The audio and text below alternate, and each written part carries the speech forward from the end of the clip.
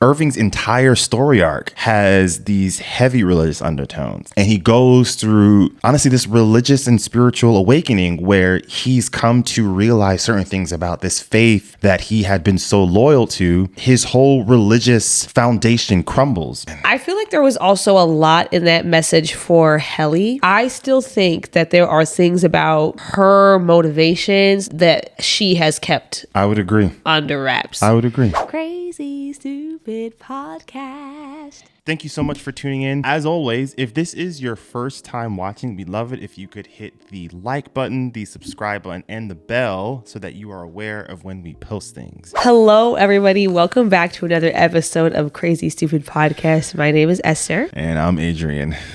We just finished watching Severance Season 2, Episode 4, titled Woe's Hollow. And boy, do I feel woe. I want almost every actor in this show needs an Emmy. Emmy. Every single one of them. One, I think John Turturro's got that thing unlocked. I'm sorry. But also the actor, Brett, who plays Helly or Helena. Oh my gosh. It's the fact that she was different enough that fans were suspicious. Yeah. But she wasn't so different that you were 100% sure. Yes. And that is hard to do. First and foremost, they start off in the winter, which that's trash. Because part of the whole thing was like, yeah, we're going to give you time to be outside, but you put them in a winter storm. Take them to a restaurant or something. I don't know. No, put them out in the middle of a blizzard. They can't have them interacting with other people. They have to be out in the wilderness. They know this. And then I'm tired of them wheeling out that substitute TV teacher that they always got. Like, invest in some technology for my people. Like, for real. And then also some other things that I noticed, like when they first pull up to the substitute teacher TV, the song that's playing is the same thing that Miss Cabell was singing out loud, that Kier's theme song. And then there's clones, I guess. I don't know what. So apparently they are credited as Shadow Mark, Shadow Helly, Shadow Dylan, bunch of tethereds, Shadow Irv. Was there an Irv one? Yeah. So all four of them. I don't know if they're clones. All chill, y'all. But they looked soulless. They almost looked like how the people looked in the theme song. All right, I have so much to say about Irving. I feel like Irving's entire story arc has these heavy religious undertones. The first thing that we see when we're first introduced to Irving, he's obviously the oldest senior person in that group with Mark. And he's obviously the most loyal to Lumon, to the customs. He's quoting things from like whatever, artifacts or ancient artifacts that Lumon has, which does feel very reminiscent to like our older parents or our grandparents. Like they're always a little bit more devoted to whatever religious practice that you have.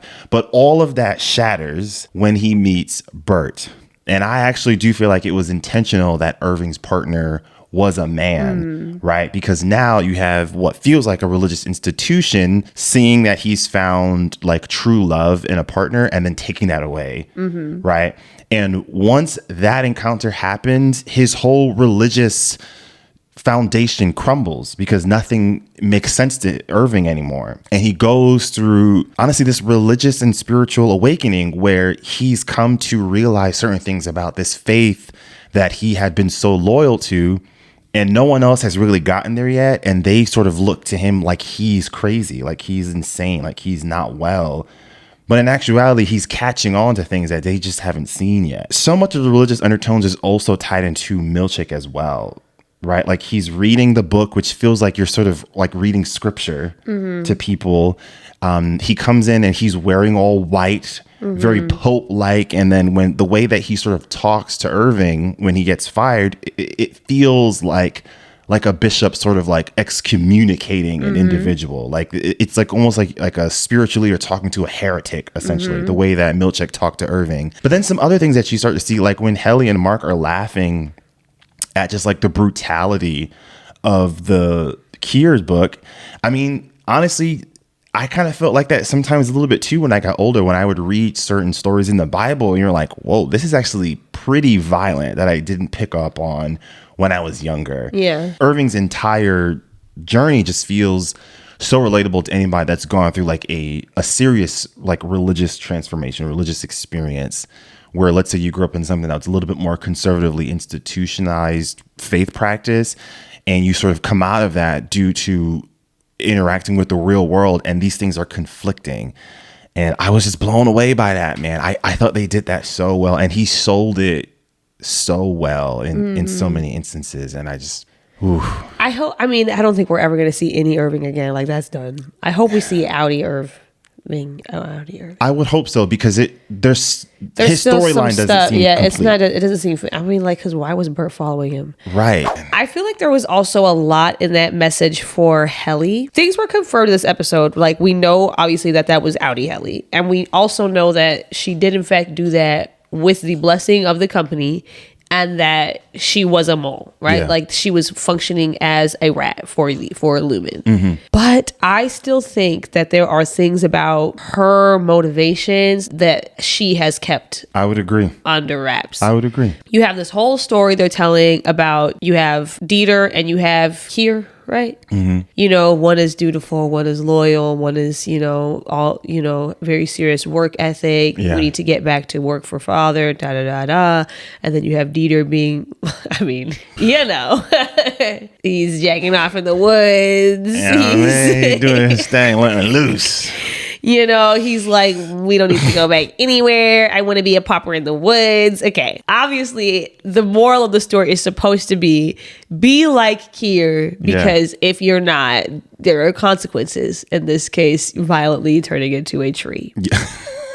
Grandmother Willow had But we see Audi Helly in this episode do things that are very much Dieter-like. And perhaps some of it, you could say maybe she is like playing the part of Helly.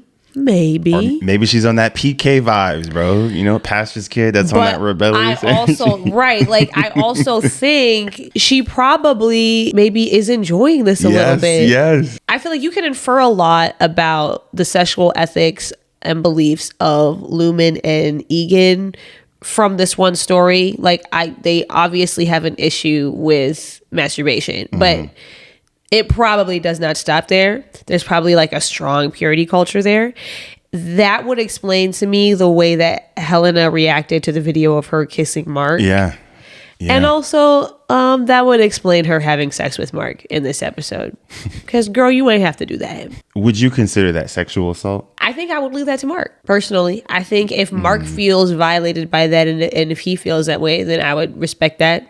And if he feels like it's more complicated than that, I would respect that too. It's definitely something icky about it. It's not good. I will say, though, with staying on Helena, I do think that moment that she has with Mark was probably the most authentic we've seen her, when she was like, I didn't like the person who I was on the outside. I believe her. Yeah. It's shrouded with all of this dishonesty because it's not really Helly, but I think she was genuinely speaking to her real life experience, because we saw no hints that Helena was happy. One thing for me is that I have been operating under an assumption that has been corrected in this episode, and maybe I'm the only one. I don't know if this is a thing that other people have been thinking too. For some reason, from season 1, I got the impression that in the Audi world, Lumon is just like a company. And like all of the stuff that they are doing, all of the shady business is like for the profit of the company, and that it's about like political power and capital gain, and like that was it.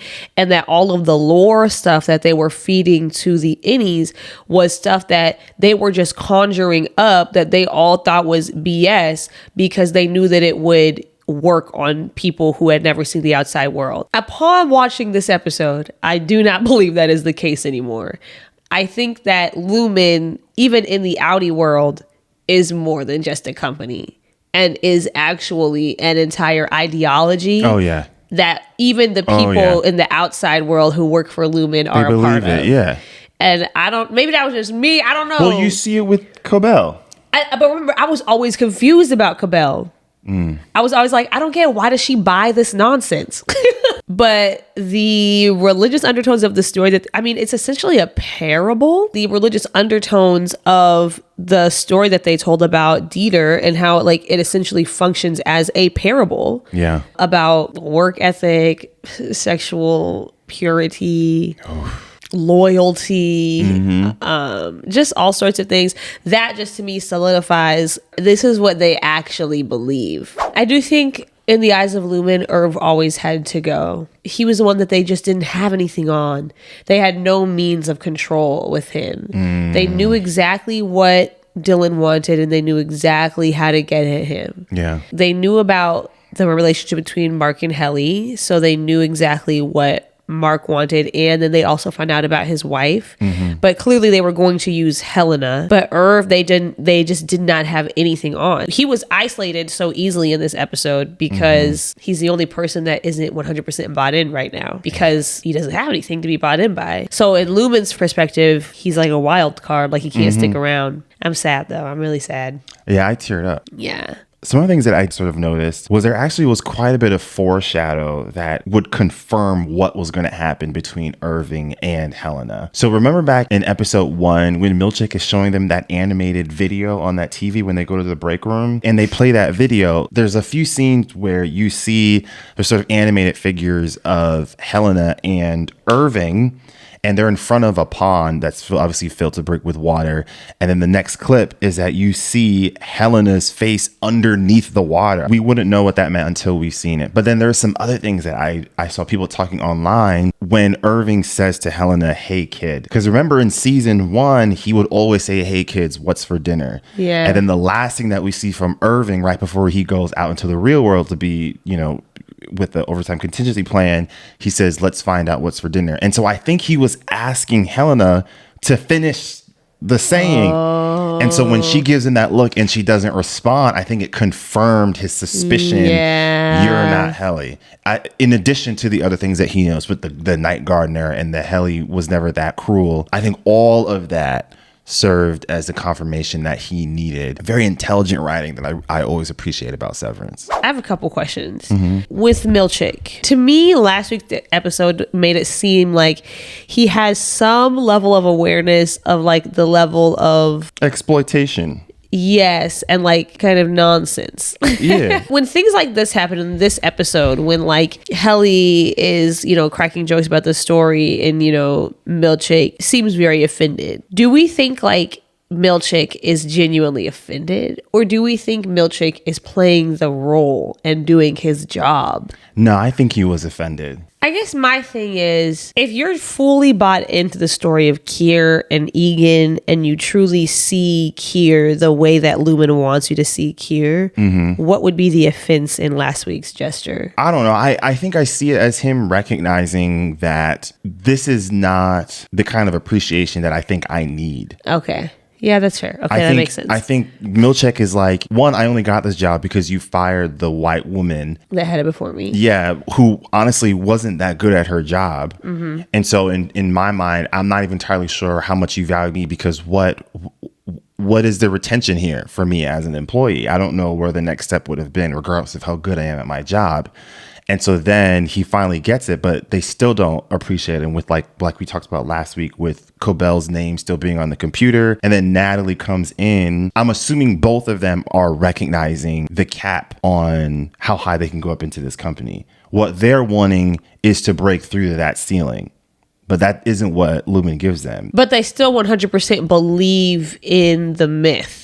I think so. Okay. This is such a fascinating cognitive dissonance. Oh, well, I mean, I guess that is the reality of Black conservatives. A few people had to remind Mark of what the main objective was, to find Gemma. Irving says it as like a bit of a jab, because it's like, "Hello, Mark, you need to remind yourself." But then Helly or Helen also says it like, as sorry like, for distracting you. Yes. Yes, and I'm also very fascinated by Mark in this episode, knowing that he's now reintegrated. I'm like, you would think that would add urgency, not take it away. I'm trying to make sense out of the science of the reintegration for the innie. I don't get the sense that any Mark knows he's reintegrated. How could that be possible? Because he seemed out of control of the memories. But the doctor was like, essentially, they've learned to do it better, and Petey did something wrong. Like, he didn't stick to the script, essentially, with what he was supposed to do. And I don't get the sense that Mark would do that. That didn't seem like Audi Mark. I didn't see any resemblance of Audi Mark there. Okay, so maybe our theory from last week on reintegration was wrong. I don't know. I have no idea. Man, I need them to explain that, because I guess that's the only thing that makes sense. So like Audi Mark now has both memories. But but any Mark. Not yet. Maybe that's a slower integration process. Maybe. I'm not sure. What I will say though with Mark is that season 2 Mark is so different than season 1 Mark. Like his confidence is better. He's a little bit more assertive, like the way that he spoke to Milchick and the board with Natalie about wanting to get the team back. He did the whole prank with the replacement severed people, and then you kind of compare that to season 1. He's very by the books, but not just by the book, but he was very, very subservient in certain ways. Like I remember that moment where he was trying to nudge Milchick to get more information about what happened to Petey, and Milchick shuts it down, and then Mark does this thing where he just kind of quickly puts his head down in a you know what I mean, like he listened to him immediately. That would never happen in season 2 Mark now. But that's true for all of them. They've all been emboldened. Yeah. But Lumon knows that, and they're playing it to their benefit. One little detail that I loved about Severance was how they took away the workers' closet. Like that was the place that Mark and Helly and Irving Dylan went when they were trying to plan things. I'm wondering if they removed that away, like when Mark tries to go and it's not there anymore. I'm wondering if they removed it because that was the only place where they couldn't spy on the workers. Because I was thinking about how, like, this goes back to episode 1. They're playing that weird inspirational video, and it's like the animated people, and there is voiceover of the things that the group is saying. Like when Irving was like, let's burn this what so and so to the ground. One that gives insight that they've been listening to virtually everything, but they weren't able to capture audio from when they were in the closet. But the other thing that I found interesting was like how Lumon sort of diminished the significance of Irving saying that. Like they sort of corporatized that moment a bit. Like for us as a viewer, when we heard Irving say that to the group, I almost like stood out of my chair like, let's effing go. But they sort of take that quote and strip the soul from it. Irving makes that statement in a result of like a true transformative moment for the workers, the several workers in Lumon. But Lumon takes Irving's words and twists it into something where it's de-radicalized it. I wrote down the quote when they were talking about you suffered his wantonness and now he's no one's brother, only chaos is whore. What did he mean by chaos is whore? Well, I think the religious undertones to me sort of explain it as they've labeled that brother as the rebel child that is living throughout in the quote unquote like secular world, like, you know, that's like language Christians use. And so like being a whore to the chaos is like the antithesis to the values that they believe are the right ones, like order and, okay, that's sort of how I saw it. And these things that like in actuality are not harmful at all, they go to these extremes of how they say the consequences would turn out. Like he masturbated so he turns into a tree. Like I know it's a little absurd with the eye popping out of his socket. I know. But it's like if you grew up in a conservative religious house, you were met with the same sort of absurd, over the top answers to what would be the consequence if you did certain things. That's just kind of what that whole story reminded me of. Very black and white, very this is right, this is wrong. Yeah, if you do this is what happens if you to bad do this, people. then you're going to go to hell. Very rigid, very fundamentalist. So that it feels very evangelical, like conservative evangelical. All of it does. I don't know why I am surprised. Like I didn't expect the story to season 1. I was like, oh, this is a story that's criticizing capitalism. This is a story that's criticizing like the corporate world and you know what it's like to be in America's workforce. I did not foresee the criticism of evangelical Christianity and cult-like followings and all of that. Could you make the case that some of it is all interconnected though? There's definitely overlap. Yeah. All right, y'all. Well, we'd love to hear your thoughts about this week's episode. Incredible episode. Let us know in the comments below questions that you have for us or thoughts that you have and theories that you had. We'd love to see and read those every time we post an episode. So feel free to share any thoughts that you have with us. And with that, we will see you all next time. Take care, everyone. Peace.